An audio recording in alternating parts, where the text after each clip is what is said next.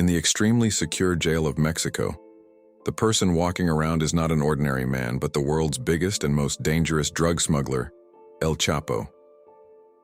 Special CCTV cameras have been installed in his cell, through which he is monitored 24 hours a day.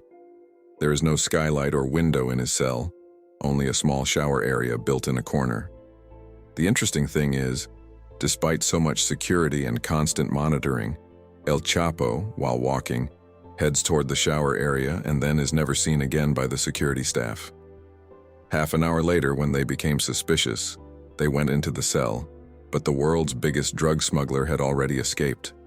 Where and how did he escape? Let's take a look at El Chapo's life and his escape story. Welcome once again to ASTV's videos. El Chapo, whose real name is Joaquin Guzman, was born in 1957 in a small town of Mexico, La Tuna, Badiraguato. Later, he gave himself the name El Chapo. His habit of drug dealing was inherited. His father, who himself was a small-time drug dealer, kicked El Chapo out of the house at a very young age. With no job to make a living, and finding nothing even after searching, El Chapo also started selling drugs. By the age of just 15, he had started cultivating drugs himself. He would choose secluded areas and grow marijuana there.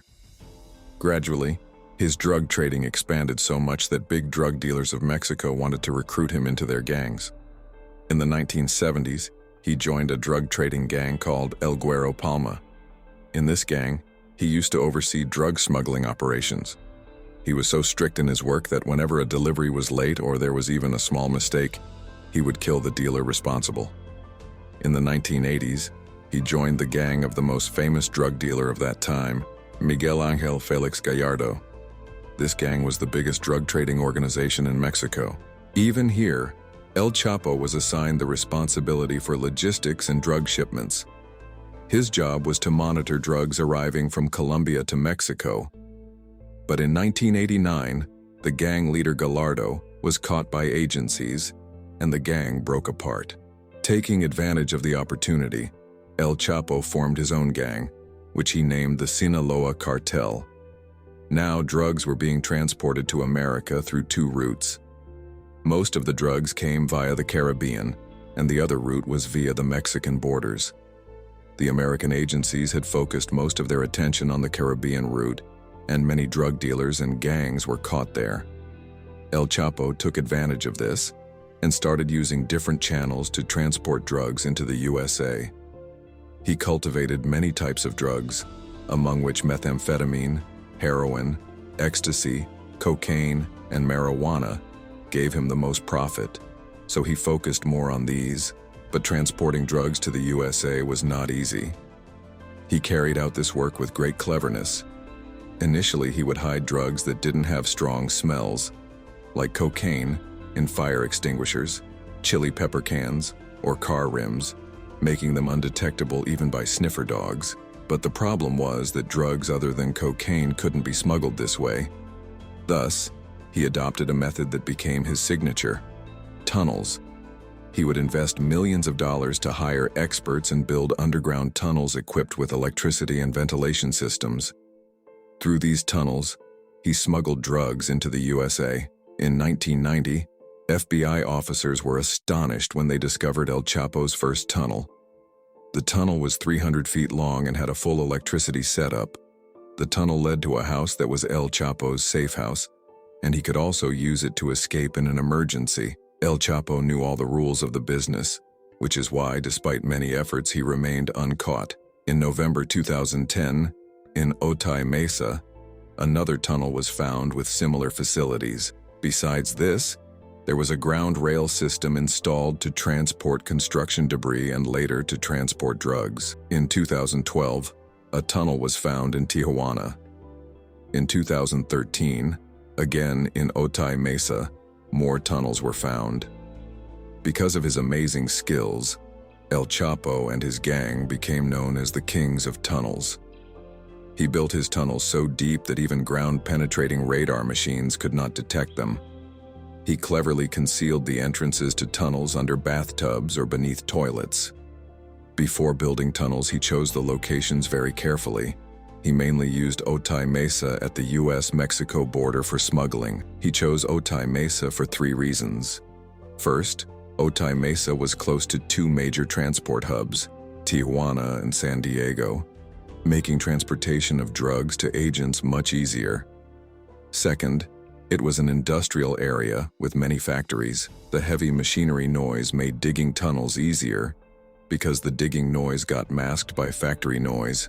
Third, the soil in that area was soft because of the nearby sea, making digging easier, and the mountains provided stability to the soft soil, making it ideal for tunnels. On June 19, 1993, Mexican authorities finally caught El Chapo and sentenced him to 20 years in prison, but even prison became his office.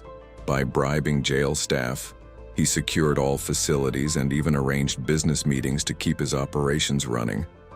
In 2001, the Supreme Court of Mexico passed a ruling that made prisoner extraditions between Mexico and the US easier. El Chapo knew that due to drug smuggling, the US government would certainly extradite him, and that escaping from a US prison would not be easy. Thus, for the first time, El Chapo planned to escape from a Mexican prison. He bribed the jail guards with $200,000 and escaped hidden inside a laundry basket. For the next 13 years, he continued to trouble the US and Mexican governments through his tunnels, drug trade, and other crimes without getting caught. But after 13 years, Mexican agencies finally found his exact location and raided his house. Even then, he had an escape plan. He fled through a secret tunnel under the bathtub in his bathroom, but authorities caught him before he could go far, and he was finally captured again. This time, he was sent to Mexico's most secure prison, El Altiplano Maximum Security Prison, and was put under special surveillance. But only a year later, on July 11, 2015, while walking in his cell at 8:50 p.m., he was last seen near the shower area. His cell only had the shower area where he was hidden from the camera's view. Half an hour later, when he was not seen again, guards opened the lockup to inspect. By the time they entered, El Chapo was already gone. He had cleverly enlarged the shower area's drain and dug a tunnel connecting to a larger tunnel underneath. The tunnel stretched for 1 kilometer to a nearby construction site. It was 33 feet underground and 5 feet 7 inches wide, big enough for a man to easily pass through. But this time, his freedom was short-lived. On January 8, 2016, Mexican Marines raided his safe house in Los Mochis after a fierce gunfight and captured him again. This time, the American government didn't want to take any risks. Thus, in 2017, El Chapo was extradited to the USA by the Mexican government. He is now serving a life sentence in the Supermax prison in Colorado. However, the truth is, no matter how much security there is, the American government still fears that El Chapo might escape again. We hope you enjoyed this video from ASTV. Don't forget to like, share, and subscribe, and leave your valuable comments. Thank you for your love and support. See you in the next amazing video.